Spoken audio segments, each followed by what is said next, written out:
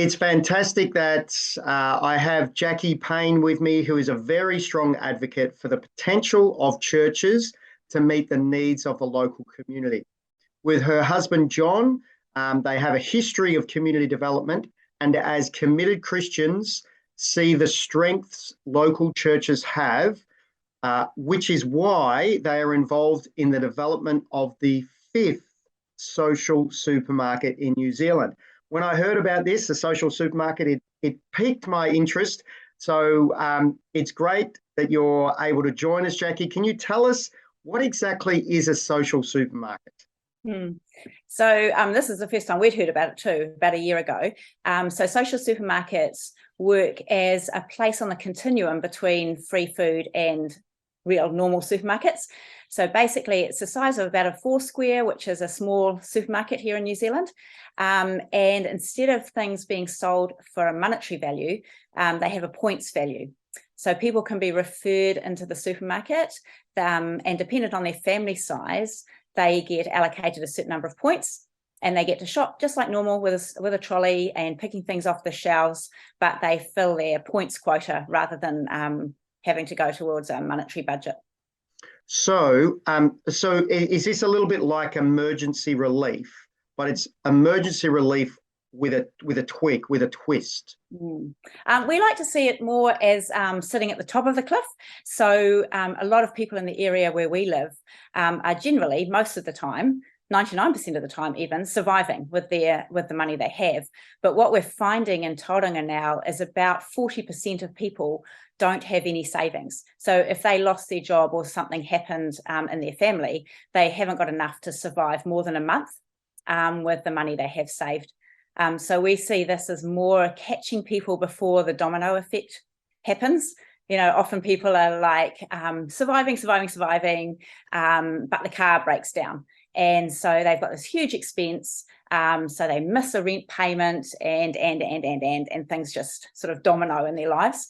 And so we're looking at a situation where we can catch those people when that one-off thing happens, give them another option to get through that piece in their lives so that they can not go off the cliff.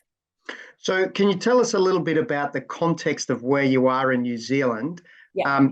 And is this something that's happening across New Zealand in terms of, 40% of people who are don't have savings, or is this something specific to your area? I think Tauranga now is the least affordable city in New Zealand to live. And so it is happening. I mean, the cost of living across New Zealand has gone through the roof, but Tauranga is the most expensive place to live. And in Tauranga now, the cost of a house is 12 times an average annual income, whereas I think the New Zealand average is sitting around about 7. So we are a really, really, really unaffordable place to live. And of course, the rent prices match those house prices as well. So, yeah. And is that because it's scenic, it's a beautiful spot? So, like lots of people want to live there for lifestyle, but then the wages don't necessarily reflect. Yeah, a lot of seasonal work, like we are sort of the centre of kiwi fruit. And so there's a lot of that sort of picking seasonal work. I think the gap between rich and poor is one of the widest in New Zealand as well. So as you say, a lot of wealthy people have moved here to retire. A lot of people own way more than one house. And so the people that are on minimum wage are really struggling to be in that market. Yeah, wow. It's a fascinating phenomena, and it's specifically happening in your area, within your context. So, so how did this whole idea of the social supermarket actually come up, and how do you link it?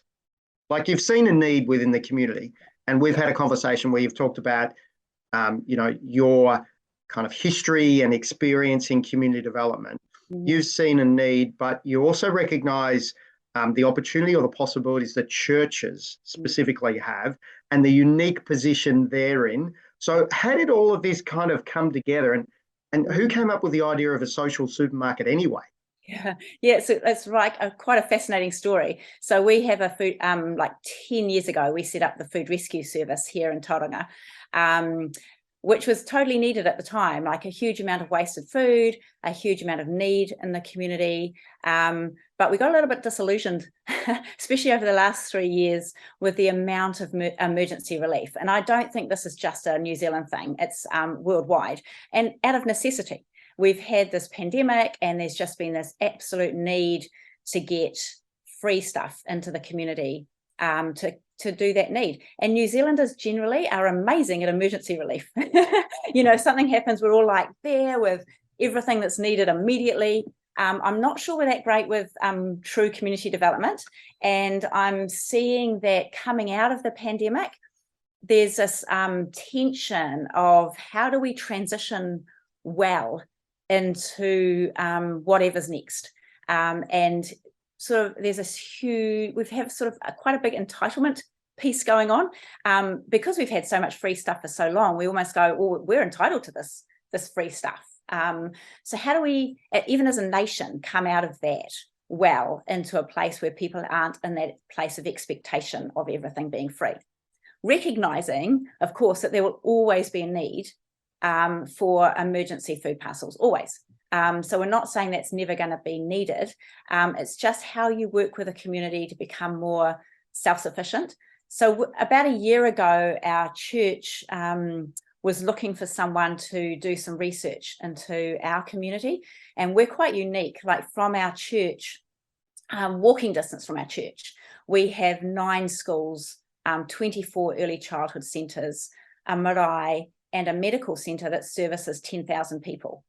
And so it's quite a unique, and quite a lot of elderly as well. So it's quite a unique community that's almost like a snapshot of the whole of Tauranga. Huge number of young families, obviously with that many early childhood centres, but also quite one of the little suburbs is quite an elderly settlement. And so we sort of see everything in our neighbourhood. And when we were looking at, from our church, doing this research, we're like, we cover everyone. We actually have a higher percentage of unemployment in part of our neighbourhood. We have a high percentage of young families who are renting in our neighbourhood. And so when we were looking at it, it's not like people are really, we haven't got a huge number of homeless people. Like it's not really the bottom socioeconomic piece, but there's a lot of people who are only just surviving. And so at the same time as we started that research, we heard about the foodstuffs, which is one of our big national food chains. It's a New Zealand. So foodstuffs, I think for Australians, foodstuff is the equivalent to IGA, Independent Grocers of Australia. Yes. So it's not a Woolworths and it's not a Coles, but I think it's because you're saying that they're owned locally. Yes. Operated locally by people who own own the supermarket. So I think they function very similarly to IGAs in Australia. It does sound like that. They are a New Zealand brand, but each of the stores is individually owned and operated. And they do a lot of good in their community anyway. So they hired 2 social entrepreneurs to have a look at this idea of social supermarkets and have been experimenting in New Zealand with how they could support it, which is amazing because even just the logistics of getting shelving and refrigeration and checkouts and trolleys. And so they set it all up with all the equipment that we need. Hang on a minute. You've got checkouts and trolleys. Yep. It's just like a supermarket. It is just like a supermarket. Wow. And it's happening within your church. The one on your screensaver. Yes. That's what it will look like. Right. So I've chosen well for my backdrop for this conversation because that's what it's going to look like. So do you want to say something about your church? Yeah. How they got on board? We haven't even said that it's a Baptist church, and I'm not going to try and pronounce the name because I'm going to get it wrong. So we've been going to Otumoetai Baptist for about 16 years now. And they are in a very unique position. They sit on the top of a hill, and And as I said, walking distance to all those things in our neighbourhood. Interesting enough, we have 9 churches in that same neighbourhood. So it is a, it's a unique position for all of them to get involved with this as well, which is cool. So it's been a journey. This has been a real journey with our church. We've always looked at things to do in our community, but never really grasped how it could be very integral with our church. And we've done things with our church in that time, but it's never been in the church. It's been like the church supporting John and Jackie doing this other stuff out there somewhere. So this is pretty exciting for us. We live in the neighborhood. They just, this last year, they were like, well, we really need to think about what this looks like for us coming out of the pandemic. So I think what's happened with COVID is it's brought everything to the front that needs to happen probably quicker than it would have done normally. And the other interesting thing that's happened in New Zealand in my lifetime, social services have always kept up with demand. So churches haven't really needed to do any social service stuff. But now, for the first time ever, they're not. And so I see this as a huge opportunity for churches to go back to what they were like maybe 100 years ago, of being that local parish of the place that people see as a place they can go to get help. So massive opportunity. I think a lot of churches for the last year have sat around going, we're just going to wait and see when things go back to normal, Yeah. what it's going to look like. And I hope now a lot of them are going, actually, it's never going to be normal, whatever that is. It's never going to be back to what it was before. This is our new normal. And so what does that look like for us as a church, and hopefully grasp the opportunity to really do things differently. So when they asked us to have a look at the community, we were like, nah, because we sort of had this has been a 16-year journey. And then we went back to them and said, look, if you're prepared to look at every inch of the church building, every inch of the church grounds, and every single program that you run within the church with the view to radical change, we'll take it on. Can I just say that's brilliant. That's brilliant. Because one of the things that I talk about all the time is, but what you want to do is you want to see your church building and the congregation, like the resources that you have, you want to see them as a community asset. Mm-hmm. And you want the community to see them as a community asset. Mm-hmm. And once the church sees who they are and what they have as a community asset, mm-hmm. and once the community sees the church and what they have as a community asset, then wonderful things can happen, like absolutely phenomenal things, because you get these collaborative workings that happen and great things can emerge. But I have to say, I've never heard of anything like a social supermarket. And setting, like, clearly it's a fairly large church. You haven't just got a little Sunday school room or something like that to put in a supermarket. So there's a couple of things here that are really quite unique, though. And one of them is the opportunity that this supermarket group came up with. Mm-hmm. So they've come up with the idea, but then you've seized the opportunity to actually grasp that and not just go, oh, that's a great idea, and I'll wait for somebody else to do it. You've actually said, okay, church, get on board. This is what we want to do. And fantastically, the Baptist church where you are has said, yes, we will get on board. Yeah. And it's given you free rein. So that's brilliant. And it sounds as though, your church is really going to transition to be this wonderful community asset. Mm. Can you say a little bit about, because you mentioned before to me, just privately, about the public meetings you held to kind of kick this off the ground? Did you want to say what you did with those public meetings and the questions that you needed to answer? Yeah. And that makes it sound also very easy that the church was like, yay, we're going to do a social supermarket. Not that easy, hey, like, yeah. And there's still people not very happy.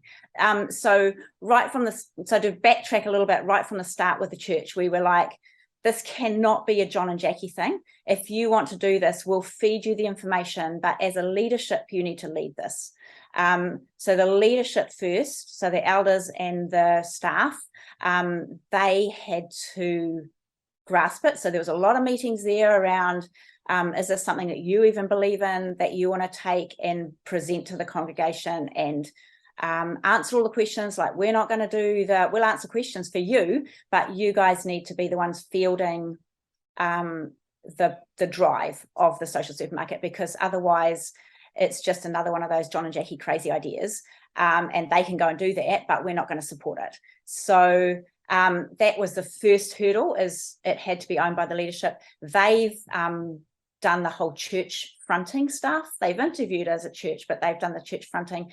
They ran a church, gave a whole lot of information to the church, ran a full church meeting. We didn't go to get the vote on even whether to go ahead with this. So the miracle behind that was that 85% of the people at that meeting voted to go ahead, which was 85%. That's yeah, which is massive. And we had been praying that it would be a huge majority. Like, we didn't want a 50-50. We didn't want a church split.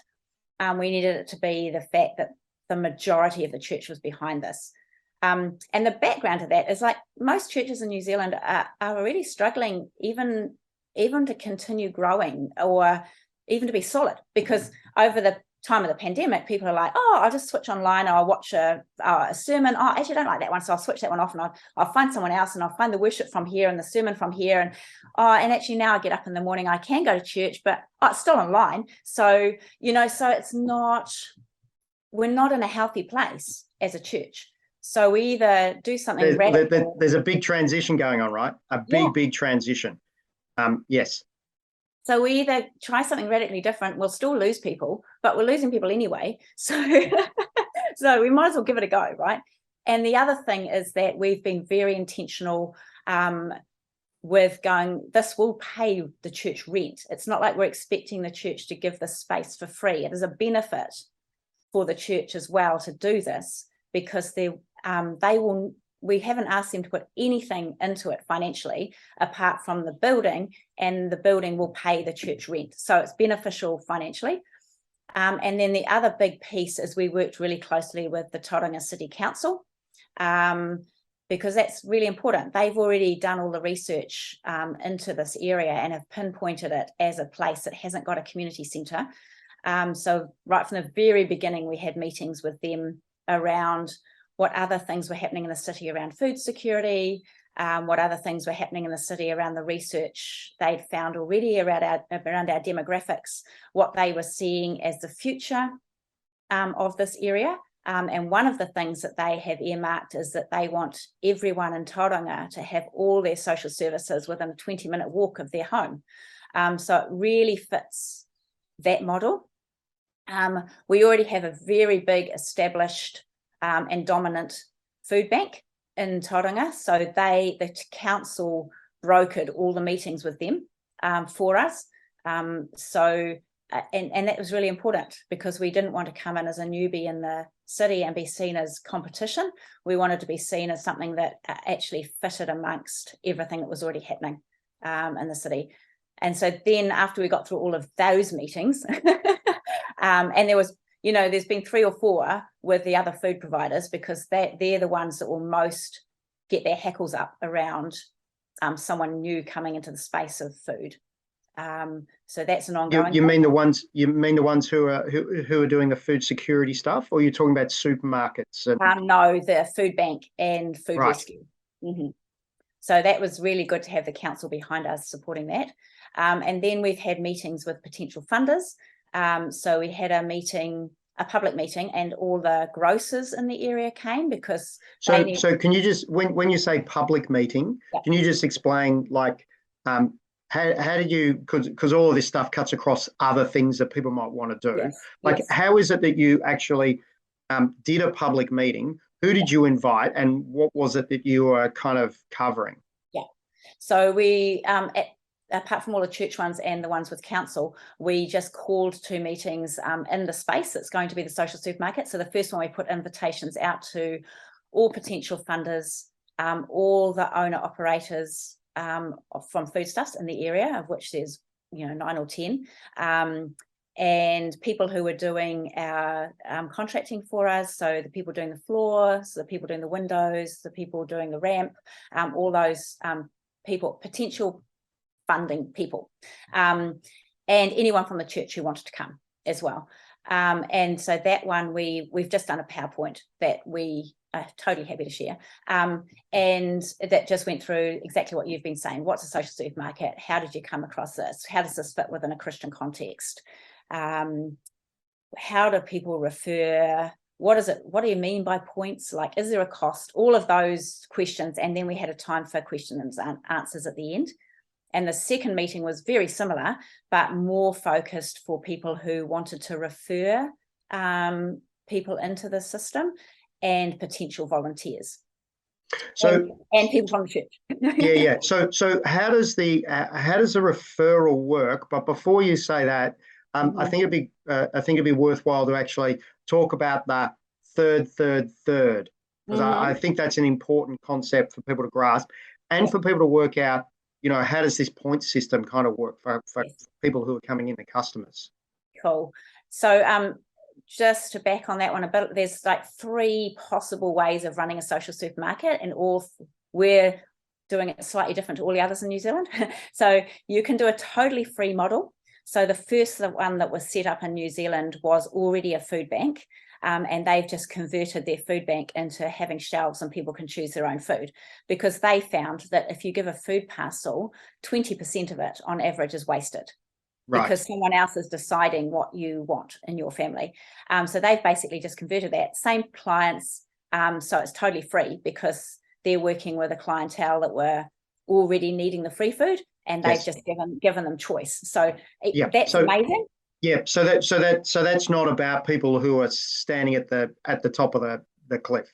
Yeah. This is about people who are in a worse financial kind of resourcing situation than that. Yep. That makes sense.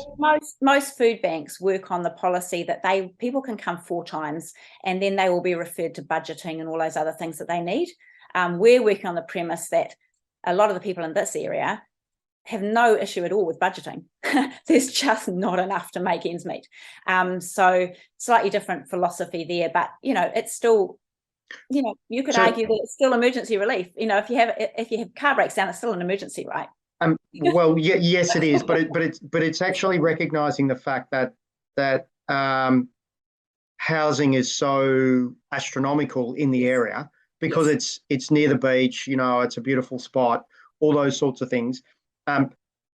But if you're going to pick Kiwis, if you do it near a beach, it's not reflected in the money you get paid to pick Kiwis, right?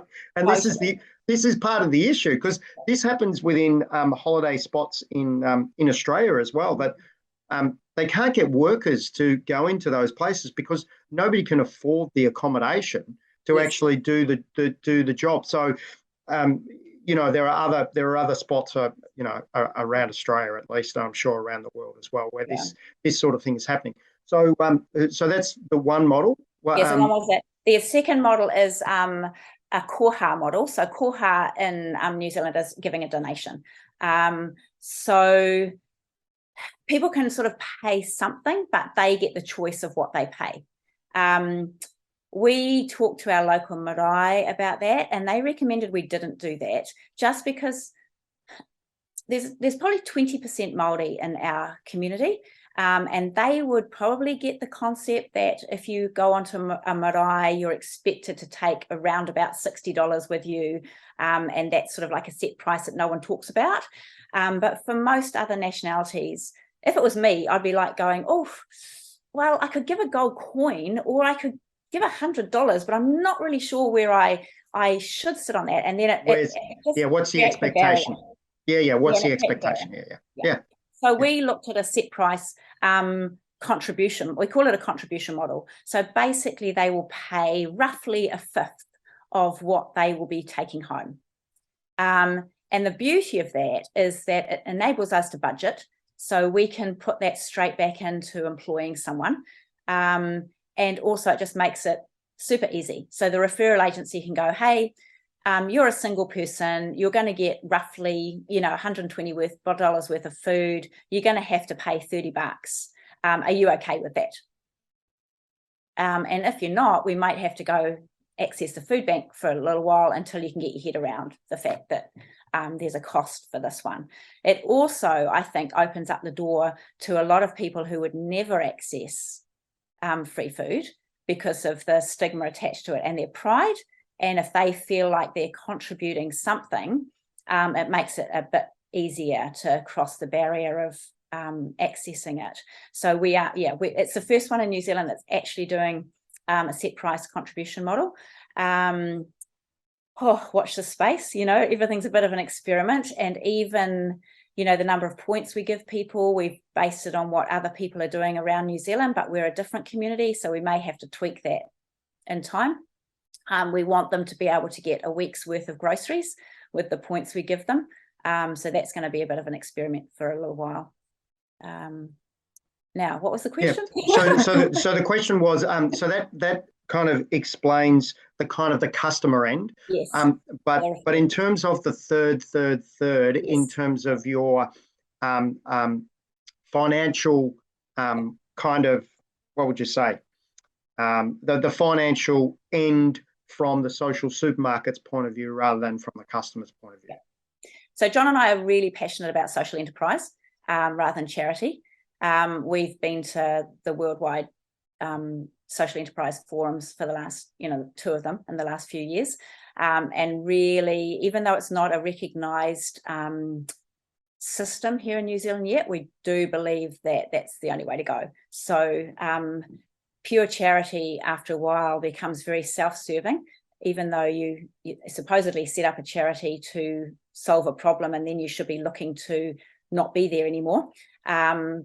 Most charities will just be scrambling after a while to keep raising money, and therefore you have to prove that you're doing a better and better and bigger job to get the funding you need.